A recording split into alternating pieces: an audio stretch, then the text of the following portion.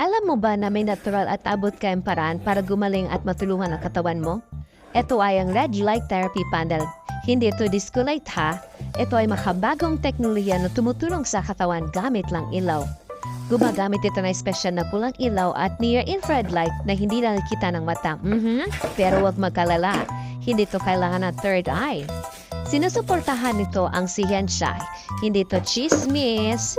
Ang mga ganitong klaseng ilaw ay may benepisyo na ibibigay sa katawan. Paano ito gumagana? Simple lang. Naglalabas ito na tamang lakas ng wave ng ilaw na nakakapasok sa katawan para tumulong sa kalusugan. Tumutulong ito sa makagawa ng maraming enerhiya o ATP2 hindi ito water pump. Tinutulungan din ito mag-communicate sa ating mga cells para walang away at pinapalakas ang paggawa ng protina. In short, super boost sa katawan.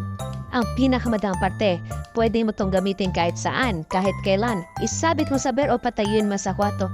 Pwede mo itong gamitin habang naglaro ng ML.